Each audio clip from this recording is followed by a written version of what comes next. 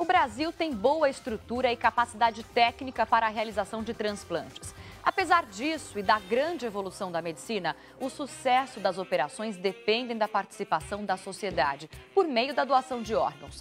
Sem esquecer, é claro, que as doações de sangue também são fundamentais em qualquer cirurgia.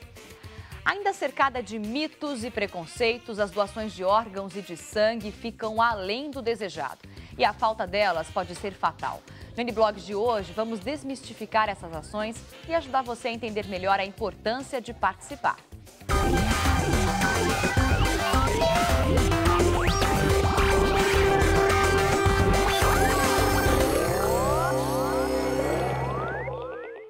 E olha, a fila para conseguir um órgão no país pode levar anos, tanto que muitos pacientes, infelizmente, não resistem. No primeiro semestre do ano passado, foram realizados apenas 96 transplantes de coração no país. Para quem espera por um pulmão, a situação fica ainda pior. É uma fila que ninguém vê, mas em que muitos sofrem. Cerca de 60 mil brasileiros esperam por um transplante de órgão ou tecido. Apenas 15% dos corações doados chegam em condições de serem transplantados, enquanto rins e fígado atingem 90% de aproveitamento. Ele entrou na fila com chance de transplantar só 44% da vida. Ou seja, é uma condição em que a morte, a letalidade da doença cardíaca terminal é altíssima. Os números de captação e transplante de órgãos no Brasil melhoram a cada ano, mas a quantidade de doadores perdidos ainda é muito grande. O problema maior não está na conscientização das pessoas, mas na falta de estrutura dos hospitais para identificar os possíveis doadores e mantê-los em condições adequadas para o aproveitamento dos órgãos. De cada 8 potenciais doadores, apenas um é notificado no estado de São Paulo. E essa realidade deve ser muito parecida nos outros estados. Embora seja obrigação do hospital comunicar qualquer caso de morte encefálica, todos os dias as equipes visitam pronto-socorros e UTIs em busca de potenciais doadores. Tudo tem que estar muito sincronizado. No momento que eles estão fazendo a retirada do coração, aqui na Santa Casa, o paciente que precisa do coração já tem que estar internado no outro hospital, tem que estar preparado para fazer a cirurgia do implante do coração. Então, existe muito pouco tempo. A fila do pulmão anda ainda mais devagar do que a do coração. É o órgão mais difícil de ser captado. Em cada grupo de 10 pessoas que esperam o transplante, de 3 a 5 morrem antes de serem chamadas para a cirurgia. Se nós temos 10 doadores nos quais nós conseguimos, por exemplo, captar o rim, desses 10 nós vamos conseguir captar o pulmão na média em 1. Então, para falar sobre doação de órgãos e de sangue, eu vou conversar agora com o Dr. Tércio Genzini, integrante da Associação Brasileira de Transplante de Órgãos, e com a doutora Selma Soriano, médica da Fundação ProSangue. Também está com a gente o blogueiro convidado Eduardo Marini, do portal R7. Muito obrigada e sejam bem-vindos ao N-Blogs. A gente abriu com a reportagem da doação de órgãos. Eu tenho dado um pouco interessante aqui, doutor Tércio, que 8% dos transplantes de órgãos do mundo, 8% são no Brasil. Esse número é bom, é suficiente ou ainda dá para melhorar? Bem, o Brasil vem aumentando de uma forma muito importante os transplantes nos últimos anos. Para você ter uma ideia, de 2001 a 2011, os transplantes de órgãos triplicaram. Olha! Isso é um crescimento bem significativo. Foi campanha para incentivar as pessoas a doarem os órgãos? Na verdade, é um conjunto de fatores. Você aumenta a transplantação, você aumenta a divulgação, a população doa mais e mais equipes também se capacitam. Perfeito. No começo dessa década, no 2000, 2001, poucas equipes nas regiões sul e sudeste faziam transplante. Agora, existem equipes muito fortes na região nordeste, equipes se formando na região centro-oeste e na região norte. E tudo isso, associado ao aumento da doação, faz com que o número de transplantes do país cresçam. Mas temos ainda um potencial de aumentar esse número bastante, porque precisamos ainda de 3 vezes o que fazemos. Agora, temos expertise suficiente no Brasil inteiro para isso vingar nos próximos anos. Em termos de recursos humanos, os profissionais estão se formando. Agora, o Brasil está numa taxa de doação em torno de 10 doadores por milhão. Precisamos atingir 20 doadores por milhão. E aí sim alcançaremos metas melhores em termos de resultados para a população. A média em países por exemplo, da Europa, Estados Unidos ou países da OCDE, Austrália? Qual é essa média por milhão? Então, a média, 20 doadores por milhão de habitantes coloca o Brasil numa posição muito semelhante aos países chamados desenvolvidos, né? Na Europa e nos Estados Unidos. Agora, não podemos esquecer, né, Selma, que para qualquer cirurgia, sendo de transplante de órgãos ou qualquer outra cirurgia médica, é preciso ter sangue disponível para a cirurgia, ou para emergência, ou porque vai realmente ser necessário usar sangue doado. A doação de sangue é muito semelhante à doação de órgãos, não é? O sangue foi o primeiro transplante de órgãos que a gente considera na nossa área, na hematologia, né? Que começou as transfusões em 1902. Sim. Então, doar sangue é como doar órgãos. É necessário a solidariedade e a humanização para com o próximo que está doente e que precisa repor aquele órgão que está em falência. E se não houver a doação de órgãos e a doação de sangue, nós não temos substitutos para isso Claro. ainda. Porque agora, a doação, quer dizer, no caso do sangue, ainda se consegue armazenar. Nos órgãos, alguns talvez sim, talvez o doutor explique depois, mas basicamente não. Agora, o que atrapalha mais do que tudo? O que limita ainda? São as condições de fazer bancos, de localizar, é o comunicado, são as restrições culturais do brasileiro ainda para doar. Às vezes preconceito, restrição. No caso, restrição religiosa, não vamos discutir, mas enfim, o que mais dificulta? O brasileiro quer doar, mas não é achado, ou ele não quer doar e a estrutura não está preparada para ter esses 20. Vamos começar com o Dr. Tércio, falando da questão dos órgãos. Depois eu vou passar para a Selma responder a mesma pergunta, tá?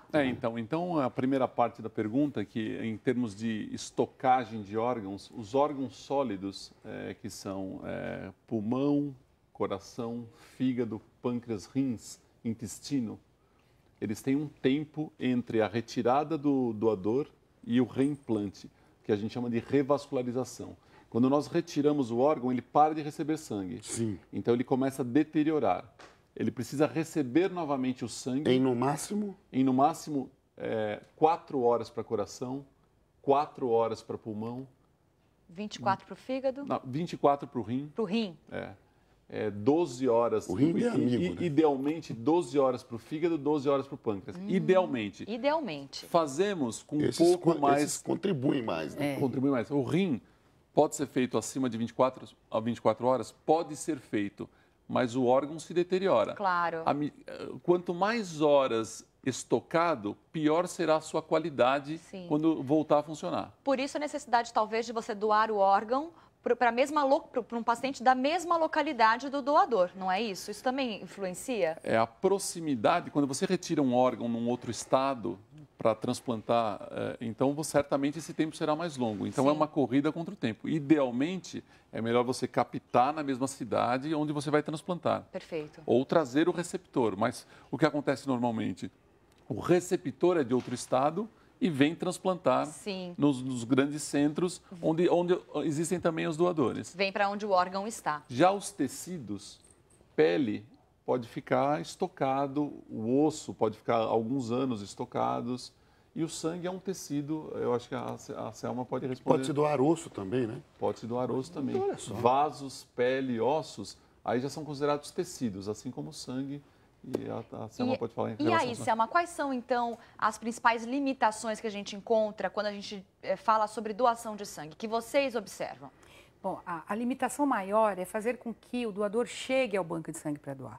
A cultura do brasileiro ainda não está preparada para doar mais do que 1, 2 ou 3 vezes ao ano. Regularmente. Então, normalmente, o brasileiro ele vai doar quando alguém está precisando, quando houve um apelo, ele é solidário naquele momento. Então, o que precisa mudar é que essa solidariedade ela tem que ser durante o ano todo, de 2 a 3 vezes para a doação de sangue. O sangue também fica estocado em geladeiras, mas existem componentes sanguíneos, principalmente as plaquetas, que podem ser necessárias, que duram 5 dias só. Então, tem que ter essa renovação dos estoques. Claro. E a população doante no Brasil é a maioria do sexo masculino, entre 18 e 49 anos. E essa população não tem se renovado. Então, o que aconteceu conosco nesse mês de janeiro foi exatamente isso. A maioria dos doadores da Fundação ProSangue, 90% dos nossos doadores são voluntários e fidelizados à Fundação ProSangue, que atende os hospitais públicos. De 6 em 6 meses ele pode doar, Ele pode doar até de 3 em 3 meses e... Até de 3 em 3 meses. O homem 4 vezes no ano e a mulher 3 vezes no ano, não excedendo no prazo de 12 meses. O problema é que ele doa uma vez. E aí fica prejudicado. Então, uma vez só, não basta a doação de sangue. Isso é muito curioso. Foi criada a cidade do interior e as pessoas tinham por costume doar. E a doutora levantou um fato muito importante, que é uma atitude nobre que está saindo de moda, né? Infelizmente, as pessoas estão tirando, as pessoas estão preocupadas com as causas ecológicas, com a solidariedade social, mas estão parando de doar sangue, né? A solidariedade humana, né, que está um pouquinho assim, o ser humano, não é verdade? Né? Então, acho que essa cultura precisa ser melhorada, né? A gente viu... Já esteve pior, mas tem melhorado. Sempre pode melhorar, não é verdade, Pode, Fabiana, em relação aos órgãos, aí existe a cultura da morte, né? Você perguntou o que impede a doação de órgãos. Existe a cultura da morte, da perda e do reconhecimento da morte. Sim. Para muitas pessoas ainda, a morte ocorre quando o coração para. E devemos lembrar que os doadores de órgãos são doadores nos quais o coração está batendo, porque houve morte cerebral. E é irreversível. É irreversível. Não é assim, teve morte cerebral, mas e se a pessoa sobrevive, eu vou tirar o órgão do meu parente? Não, tem esse mito. É diferente do coma. Do coma, tá. O coma, a pessoa está com uma lesão cerebral que é reversível. Certo. A morte cerebral, ela é irreversível. E o Brasil tem uma legislação que exige muito rigor no diagnóstico da morte encefálica. Certo. Então, a legislação brasileira ela se cerca de todas as garantias para que o diagnóstico seja preciso e que realmente se afirme que não existe retorno. Perfeito. Olha, a gente viu no começo do programa a reportagem sobre a doação de órgãos e agora a gente vai ver uma sobre a doação de sangue, que é bem menos burocrática e mais simples do que a doação de órgãos. Cada bolsa de sangue doada pode salvar até 4 pessoas. Vamos ver. Cláudio é um daqueles doadores de sangue de carteirinha. Há anos este aposentado frequenta o Hemonúcleo de Santos e já perdeu as contas de quantas vidas ajudou a salvar. Com certeza é uma satisfação grande assim. Dalva doa sangue pela 2ª vez e agora que venceu o medo, garante que vai voltar sempre que puder. Vale a pena, minha mãe precisou agora de sangue. Então tem que ajudar os outros também, né? Mas o que acontece com o sangue depois da doação? Quais os principais componentes deste precioso líquido vermelho e de que forma eles podem salvar uma vida? Respostas para essas e outras perguntas nós vamos conhecer a partir de agora, acompanhando todo o processo, desde a coleta até a separação dos componentes e o armazenamento. Ou seja, nós vamos percorrer o verdadeiro caminho da solidariedade. Depois da coleta, o sangue doado segue para os laboratórios do Hemonúcleo. Aqui, amostras são examinadas para garantir que não há qualquer contaminação por doenças, como hepatite e até AIDS. Aliás, exames exigidos por lei. Já as bolsas com quase meio litro de sangue seguem para o setor de fracionamento. Aqui, depois de passar por uma centrífuga, você começa a separação. A separação, o fracionamento do sangue. Num processo que não pode passar de 6 horas, os 4 principais componentes do sangue já estão devidamente separados e prontos para salvar uma vida. Apesar desta importância, os estoques em quase todos os bancos de sangue não são suficientes para atender a demanda. É preciso mudar este quadro. E com isto, só com muita conscientização. A gente não conseguiu chegar naquele ideal, que é o doador vir aqui, porque ele resolveu doar. Normalmente o doador que vem, ele está envolvido com algum paciente internado, ou porque ele viu uma campanha, ou porque alguém pediu, ou um parente. A gente gostaria muito de inverter, que a gente tivesse a cultura da doação do sangue, da medula, dos órgãos, enfim. Mas nós estamos chegando lá. Olha, gente, a doação de sangue é importantíssima, ela só dói na picadinha e ela pode ajudar até 4 pessoas por bolsa de sangue. Agora, é importante lembrar também que a doação de órgãos também pode ser feita com o paciente vivo, sem prejudicar a vida daquela pessoa que está doando. Quais são os órgãos que podem ser feitos com a doação em vida? Então, na verdade, os órgãos duplos, pulmões e rins, podem ser doados. Certo. Pulmão é menos praticado, porque, na verdade, é uma parte de um dos pulmões que pode ir para alguém pequeno, como uma criança. Perfeito. No caso dos rins, pode ser feita a doação de adulto para adulto ou de adulto para criança, ou, desde que os rins tenham boas funções. E o fígado pode ser dividido também. Ele pode ser dividido na metade de adulto para adulto ou retirando-se apenas um segmento de adulto para criança.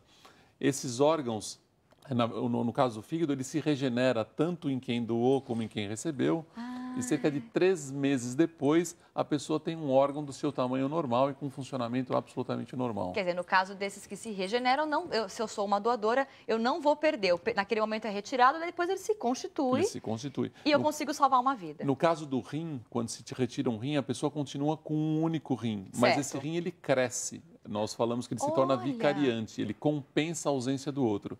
E já existem estudos com 35 anos de acompanhamento de doadores que mostram que não há diferença em termos de sobrevivência entre quem doou um rim e quem nunca doou um rim. Agora, para quem é doador de órgãos ou pretende ser um doador de órgãos, até quantas pessoas é possível salvar com os órgãos de um único doador, com os órgãos saudáveis? Digamos que teve uma morte acidental, mas preservou a maioria dos órgãos.